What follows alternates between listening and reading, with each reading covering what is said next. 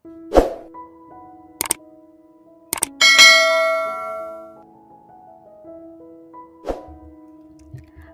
nggak sih kamu merasa iri sama orang lain?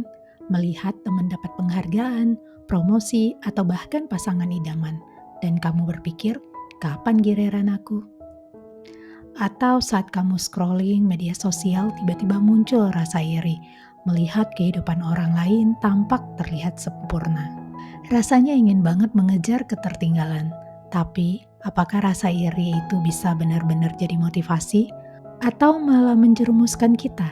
Mari kita bahas sama-sama.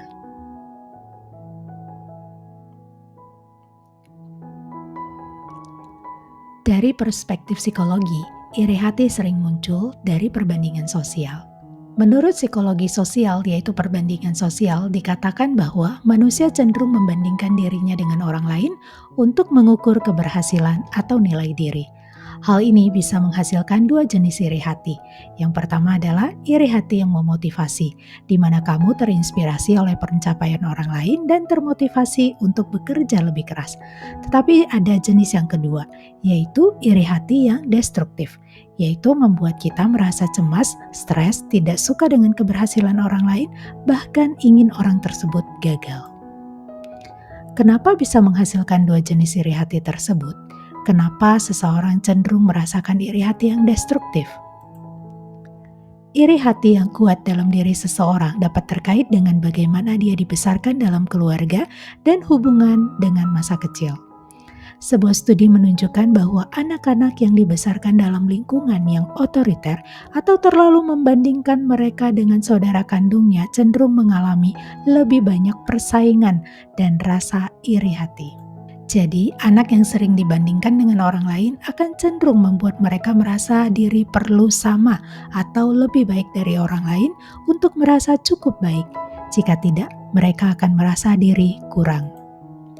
Pengalaman-pengalaman tersebut seringkali terbawa hingga dewasa, sehingga ketika melihat keberhasilan orang lain, mudah sekali merasa diri kurang dan menjadi iri hati yang negatif atau destruktif. Sebuah penelitian juga menunjukkan bahwa perasaan iri yang dikelola dengan baik bisa meningkatkan performa. Tapi jika dibiarkan negatif, iri hati bisa memicu kecemasan, stres, bahkan merusak hubungan sosial. Meskipun iri hati bisa menjadi motivasi, dampak buruknya seringkali lebih dominan jika kita nggak hati-hati dan tidak mengelolanya dengan baik.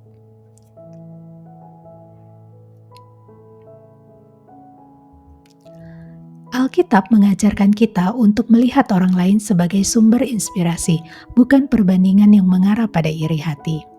Dalam 1 Korintus 11 ayat 1, Paulus berkata, "Ikutlah teladan saya seperti saya mengikuti teladan Kristus."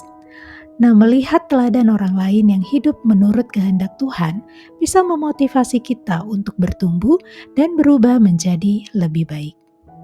Dalam Alkitab, iri hati juga disebutkan berulang kali sebagai masalah hati yang perlu diwaspadai.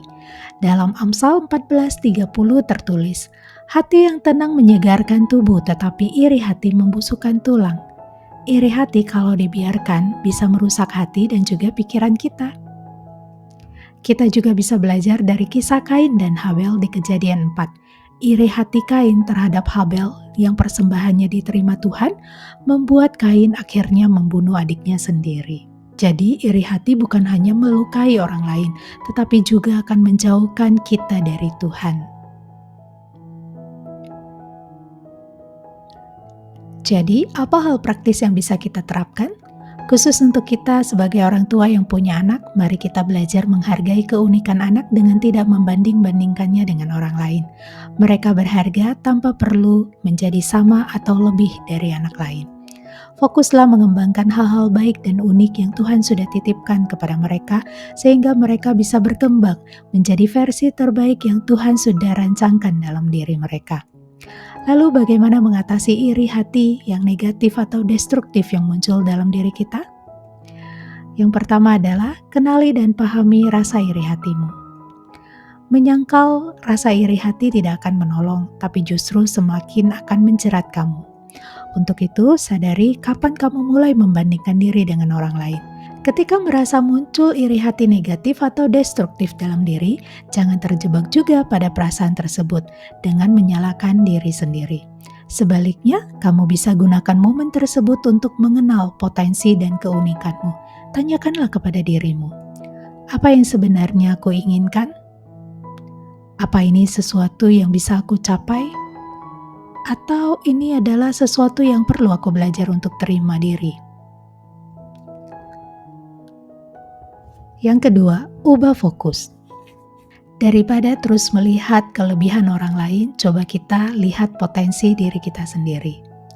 Alihkan perhatianmu untuk mengembangkan bakat, keterampilan, dan panggilan hidup yang Tuhan sudah berikan kepadamu. Fokus pada proses pertumbuhanmu, bukan pada hasil orang lain.